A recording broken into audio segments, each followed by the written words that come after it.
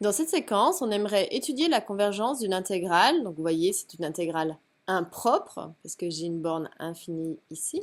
Et on voudrait savoir effectivement si elle converge ou pas. Faites une pause sur la vidéo, utilisez bien la définition que l'on a vue dans la vidéo précédente, et puis venez voir si vous avez juste. On a vu dans la séquence précédente que définir une telle intégrale, ça revenait au niveau de la définition à calculer la limite de l'intégrale entre 1, donc ici on va mettre une variable, petit x, et ce petit x on va vouloir le faire tendre vers plus l'infini.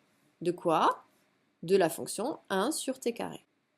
Donc, on va calculer naturellement sur cette intégrale, parce que en fait, ici maintenant, les bornes sont finies, donc je vais pouvoir chercher la primitive, comme d'habitude, de manière très classique. Donc on va considérer juste l'intégrale entre 1 et x.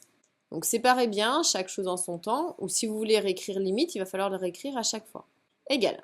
Donc ça, c'est une chose connue. Je sais que si je fais une intégrale, je vais chercher la primitive de cette fonction. Primitive de 1 sur t carré, c'est moins 1 sur t, pris entre 1 et x. Égal.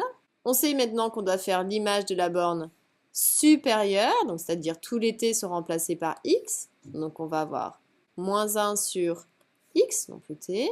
Et ensuite, on fait l'image de la borne inférieure, donc en 1, c'est-à-dire qu'on va faire moins, attention, donc je vais récupérer plus 1 sur 1. Alors ça, on peut l'écrire un tout petit peu différemment, hein. Moins 1 sur x plus 1 sur 1, c'est-à-dire 1. J'ai pas terminé. On n'oublie pas que pour avoir l'intégrale généralisée, on cherche à faire la limite ici de cette intégrale ici. Donc l'intérêt d'avoir calculé ça de manière séparée, c'est maintenant de reprendre le résultat. On avait vu que cette intégrale qui était ici, c'était L, c'est-à-dire c'est le résultat qui est ici. Donc on va faire la limite lorsque x tend vers plus l'infini de ces éléments-là. Donc une limite classique. J'ai x ici qui tend vers plus l'infini. L'inverse d'un nombre très très grand, on va obtenir un nombre très très petit. Ça va tendre vers 0. Donc il va rester juste lui, c'est-à-dire 1. Conclusion, j'ai obtenu une limite finie. Donc ça veut dire que l'intégrale ici, elle converge. Et dans ces cas-là, l'intégrale de 1 à plus l'infini de ma fonction f, elle vaut la limite, c'est-à-dire 1.